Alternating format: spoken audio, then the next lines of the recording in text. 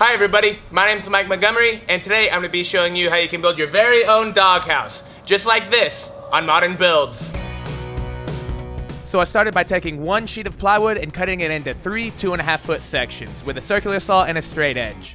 And once I cut one piece, I used that as the template to mark my rest. Now the guy helping me is my buddy Wyatt. He asked me to help him build a doghouse, and I said sure, as long as I get to film it and make a video out of it.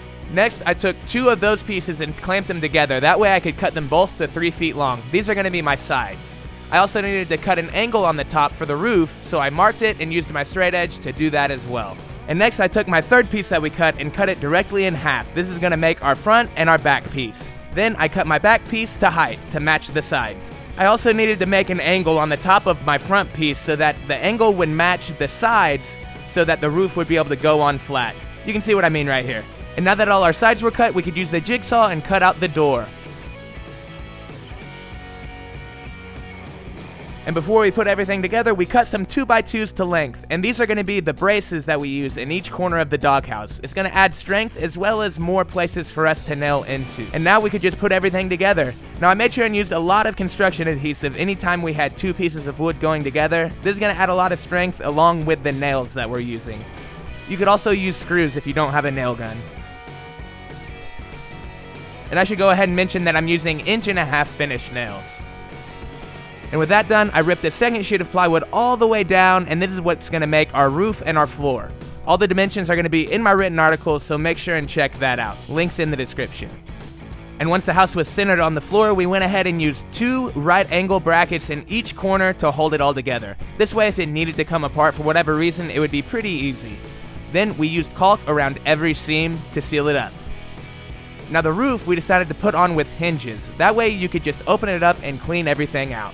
And to make everything a little bit stronger, we used more 2x2s as braces to keep everything square. Next we painted everything, and this was called Admiral Blue. It's a really cool coastal color. And here I'm taking apart a few pallets that we're going to be using for accents, and then I ran them all through the planer. Now you don't have to use a planer, but this is just a quick way to clean them up. To attach the pieces, we're using a brad nailer as well as wood glue to help everything stay together. This is really a simple process, and we're just going all the way up and then using one piece all the way across the top. We also wrapped it around the side all the way up too. So the first pallet we took apart was pine, and that's what we used on the siding. But the second pallet we took apart was actually red oak. So we used that and cut it into 1.5 inch pieces and put it on the floor. It's kind of funny to think that a doghouse actually has hardwood floors. We tried to lay these pieces out as random as possible to make it look as natural as possible, and then we cut pieces to fit for the ends. And anywhere we had pieces hang off, we used a flush trim saw to trim it off. We also ran boards all the way down the sides as well. This really helped finish it out. We also applied cedar shingles to the roof. Now I've never done this before, and in all honesty, this was kind of just to help round out the whole look and add more wood accents. I'm not sure that I put them on correctly or if I missed a step, but it's a doghouse and I think it's going to be fine. And with the roof all finished up, I took one 2x4 and cut it into just over 1/4 inch strips. This is what I'm going to be using for the trim, and if you don't have a table saw, don't worry, you can always just buy 1x4s.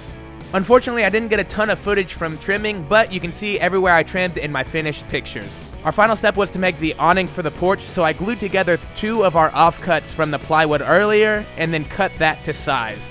Now we wanted to add a porch light with this solar light, so we used a hole saw so that we could just drop it in and it would be able to charge and produce light. Then we put on a couple layers of cedar shingles and then attached it to the doghouse. This 2x4 is what we're using as a spacer to make sure everything is straight. Then it was all done. Now I haven't put on my clear coat on the wood to protect it, but I'm going to do that in the future as well. This thing came out really cool, and all the wood accent combined with that blue give it a really modern coastal look in my opinion, and I think it looks great. This is the perfect size for a normal sized dog, and if you want to see another doghouse that I built for a big dog or a few big dogs, make sure and check this link out right here. So thanks a lot for watching, and if you enjoyed this video, don't forget to hit that thumbs up. And if you're new to my channel, I want to say welcome, as well as please subscribe, because I put out a new project video weekly, and you'll definitely want to stick around and check those out. If you want to keep up with me throughout the week, Instagram is a place to do that. That is where I post most and my favorite social media. And if you plan on building this project for yourself, don't forget to check out the link in the description to the written article. It's going to have a lot more information, as well as a cut list and supplies. So thanks again for watching, and we'll see you next week on Modern Builds.